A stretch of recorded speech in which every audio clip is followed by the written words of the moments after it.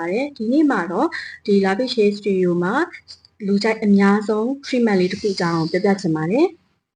ဒီ Lavish Hair Studio မှာ customer 10 ယောက်လာတယ်ဆိုလို့ရှိရင်10 ယောက်လောက်က scalp treatment ကိုပြုလုပ်တာများပါတယ်ဘာလို့ scalp treatment ကိုပြုလုပ်တာများလဲဆိုလို့ရှိရင်ဒီ Lavish Hair Studio ကို scalp treatment လို့ရိုက်လိုက်တာနဲ့ Lavish Hair Studio တွေ့တယ်ပေါ့နော် review လေးတွေရလဲကောင်းတယ်လို့သူတို့ကပြောတယ်နောက်ပြီးတော့တယောက်နဲ့တယောက်ပေါ့နော်ဒီတိုင်းပြောပြရင်းနဲ့ဒီမှာဒီ treatment လေးတွေကကောင်းတယ်ဆိုပြီးတော့သိရလို့လာရဲ့ customer တွေများပါတယ်ဒီ Lavish Hair Studio လေးမှာဆိုလို့ရှိရင် scalp treatment က2မျိုးရှိပါတယ်2မျိုးရှိတယ်ဆိုပေမဲ့2မျိုးလုံးကတော့ stint တွေကအတူတူပါပဲဒါပေမဲ့တစ်ခုပဲကွဲသွားပါတယ်scalp only treatment နဲ့ scalp နဲ့ hair treatment ဆိုပြီးတော့2မျိုးရှိပါတယ်scalp treatment နဲ့ scalp and hair treatment မှာပါတဲ့ scalp အဆင့်တွေအကုန်လုံးကအတူတူပါပဲဘာမှကွဲပြားတာမရှိပါဘူးဒီ scalp treatment မှာဆိုလို့ရှိရင်အဆင့်ဆင့်ပေါ့နော်ဥယျာဉ်ပြားကို scrub တိုက်ပေးတာစပြီးတော့သွေးလည်ပတ်မှုကောင်းအောင် blood circulation ကောင်းအောင်ပြုလုပ်ပေးတဲ့အဆင့်တွေအပြင်ဒီဥယျာဉ်ပြားအတွက်အနာတွေဖြစ်နေတဲ့ဥယျာဉ်ပြားတွေပေါက်တွေထားနေတဲ့ဥယျာဉ်ပြားတွေနောက်စပင်းကျွတ်နေတဲ့ဥယျာဉ်ပြားတွေအတွက်ကိုက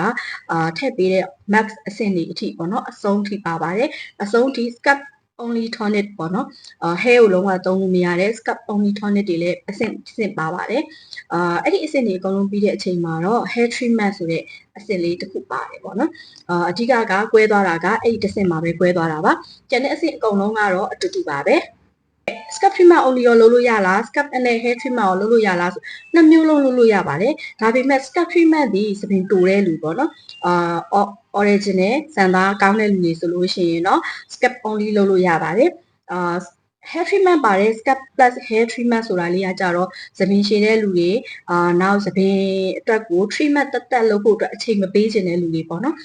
အဲ့လိုလူမျိုးတွေကတော့ scalp နဲ့ hair treatment လေးဆိုပြီးတော့လုပ်သင့်ပါတယ်hair treatment scalp နဲ့ scalp treatment only ရောလုပ်လို့ရလား scalp နဲ့ hair treatment ရောလုပ်လို့ရလားဆိုနှစ်မျိုးလုံးလုပ်လို့ရပါတယ်ဒါပေမဲ့ scalp treatment ဒီစပင်တိုတဲ့လူပေါ့နော်original စံသားကောင်းတဲ့လူတွေဆိုလို့ရှိရင်တော့ scalp only လုပ်လို့ရပါတယ်hair treatment ပါတယ် scalp plus hair treatment ဆိုတာလေးကကြတော့သပင်ရှည်တဲ့လူတွေနောက်သပင်အတွက်ကို treatment တက်လုပ်ဖို့အတွက်အချိန်မပေးချင်တဲ့လူတွေပေါ့နော်အဲ့လိုလူမျိုးတွေကတော့ scalp နဲ့ hair treatment လေးဆိုပြီးတော့လုပ်သင့်ပါတယ်hair treatment အတွက်ဘာတွေပါလဲပေါ့နော် hair treatment အနေနဲ့ဘာတွေသုံးပေးလဲဆိုလို့ရှိရင်အနိုင်ဆုံး Olaplex brand ကိုသုံးပေးပါတယ်ဒါမှမဟုတ်ဒီ stylist တွေကနေပြီးတော့ဒီ customer နဲ့တင့်တော်တဲ့ treatment ကိုသုံးပေးပါလို့ customer request လုပ်တယ်ဆိုလို့ရှိရင်လည်းမတို့သုံးပေးပါတယ်ဒါပေမဲ့တချို့ customer ကကြတော့ Olaplex ကကြတော့ worldwide သွားတဲ့ brand ဖြစ်တဲ့အတွက်ပိုပြီးကောင်းမယ်လို့ထင်တဲ့ customer လည်းရှိတယ်အဲ့ဒီအတွက် customer ကိုရွေးချယ်ခွင့်ပေးထားပါတယ်ဒါပေမဲ့stylist တွေကိုရွေးပေးပါဒီစံသားနဲ့ကိုက်ညီမဲ့ဟာမျိုးလေးကိုသုံးပေးပါဆိုလို့ရှိရင်လည်း stylist တွေကသုံးပေးပါတယ်အခုမှာတော့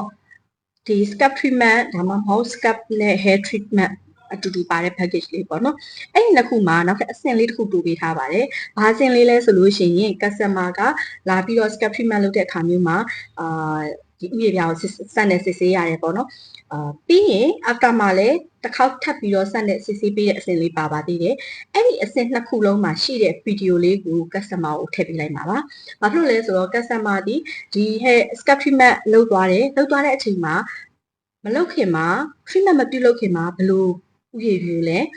treatment ပြုလုပ်ပြီးတဲ့အချိန်မှာဘယ်လိုဥယျာဉ်မျိုးလဲပေါ့နော်အဲ့ဒီဟာမျိုးကိုနှစ်ခုလုံးကိုရှင်းပြီးတော့တွဲပြီးပို့ပေးလိုက်ပါဒီဘက်မှာဆိုလို့ရှိရင်တော့ before ပုံဒီဘက်မှာဆိုလို့ရှိရင်တော့ after ပုံအဲ့လိုမျိုးလေးကိုနှစ်ခုကိုတွဲပြီးပြပေးထားပါမယ်ပြီးရင်တော့ customer ကိုတော့တခါတည်း file နှစ်ခုတွဲပြီးပို့ပေးလိုက်မယ်ပေါ့နော်အချိန်မီဥယျာဉ်ပြားကဘယ်လိုဥယျာဉ်ပြားကနေဘယ်လိုဥယျာဉ်ပြားကိုပြောင်းလဲသွားတယ်ဆိုတာမိမိရဲ့ဖုန်းထဲကနေတစ်ဆင့်ကြည့်နိုင်ပါတယ်အခုတခါတည်းမှာပဲ promotion လေးပေးလိုက်မယ်ပေါ့နော်ဒီနိုဝင်ဘာလကုန်ထိကို scalp treatment ကိုတစ်ကြိမ်လုပ်လို့ရှိရင် 10% နှစ်ကြိမ်လုပ်လို့ရှိရင်နှစ်ကြိမ်နဲ့အထက်လုပ်တယ်ဆိုလို့ရှိရင် 20% ဒီဟာကတော့နောက်ထပ် package လေးရှိပါသေးတယ်အကယ်၍9ကြိမ်ဝယ်တယ်ဆိုလို့ရှိရင်တော့တစ်ကြိမ် free ရပါတယ်အခုနက 20% အပြင်နောက်ထပ်တစ်ကြိမ် free ပေါ့နော်အဲ့လိုပဲ10ကြိမ်တစ်ခါတည်းဝယ်မယ်ဆိုလို့ရှိရင်တော့3ခါ free ရပါတယ်3ခါ free ရတယ်ပေါ့နော်20% plus 3ခါအဲ့ဒီအတွက်တော်တော်လေးတန်တယ်လို့ပြောလို့ရပါတယ်ဒီ Lavish Hair Studio ကနေပေးနိုင်တဲ့အာမခံချက်လေးကတော့ before နဲ့ after မှာလုံးဝကွဲပြားတဲ့ result ကိုရရှိဖို့အတွက်အာမခံပါတယ်ရှင်။